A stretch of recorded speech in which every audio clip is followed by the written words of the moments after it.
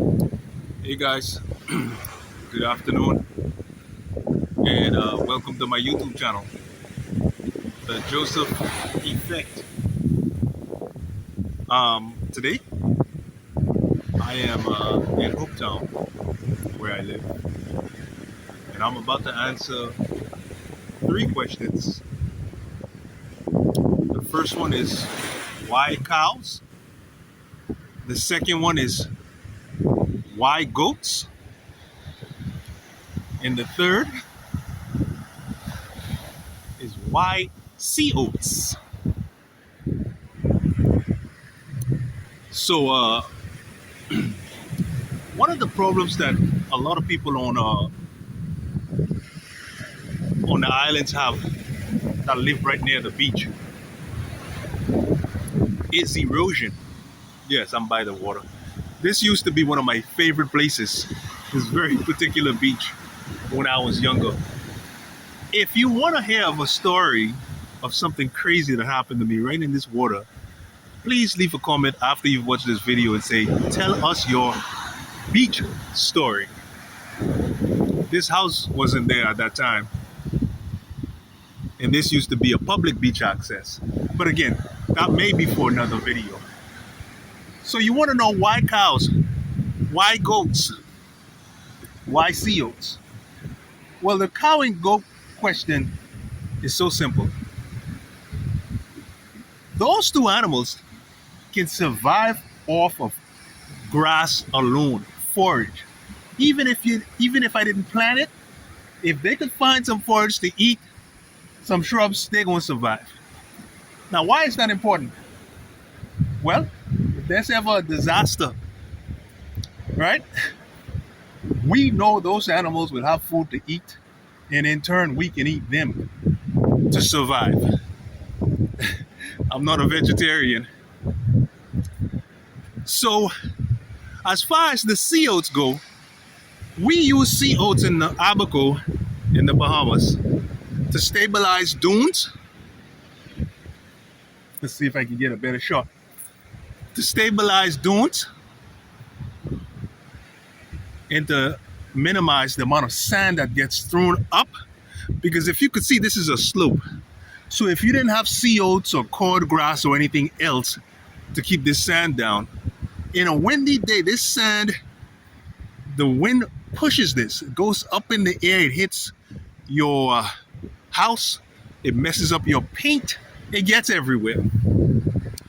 So we typically plant sea oats on top of dunes to keep everything in place, as well as not letting it erode. I could tell you the beautiful thing about this slope right here for this dune, you may not be able to see it clearly, is the fact that it's a gradual slope from down there all the way to here. Now I'll tell you why that's important. It's important in the fact that if the slope was steep, it would get eroded so much more faster if it didn't have sea oats in it. But thankfully, we've got sea oats that we planted this stuff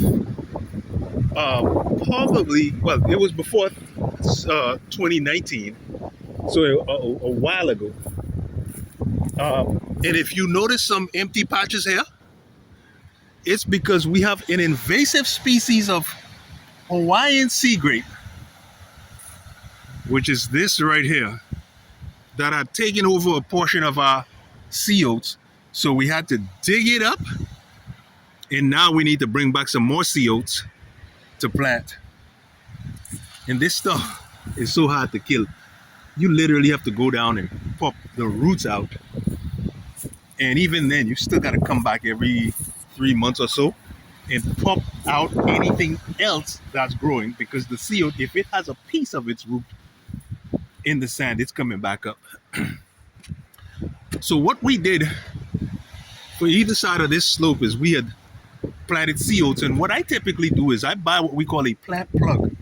It's a very small little plant, and we plant it every foot apart. The best spots is where Hawaiian sea grape had taken over, and we had to then come in and pull up the Hawaiian sea grapes. But the The beautiful thing about the sea oats is it will fill itself back in.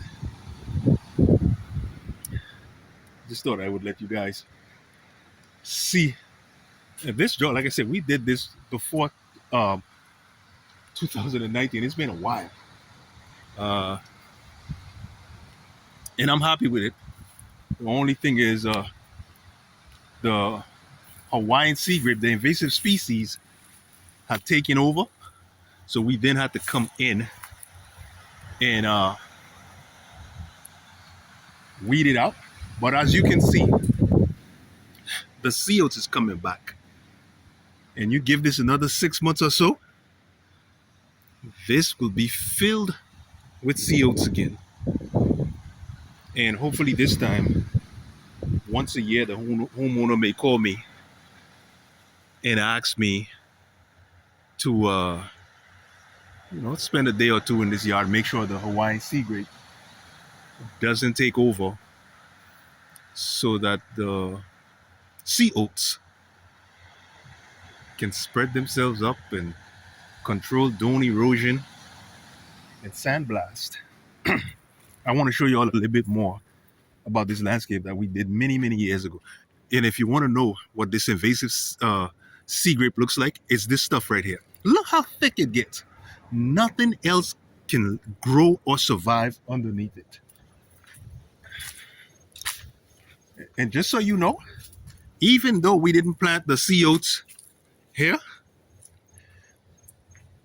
in the 10 years or so that we planted it, it grew all the way over here. So we, like I said, literally we had to come back and dig it all up because the homeowner doesn't want sea oats all on their yard. And as you can see, it's popping back up again. So I'm going to have to come back and dig some of this up.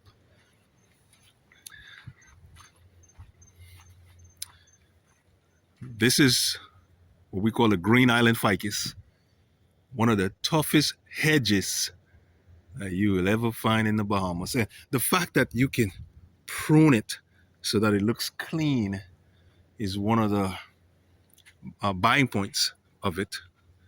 Beautiful sea grape, native sea grape.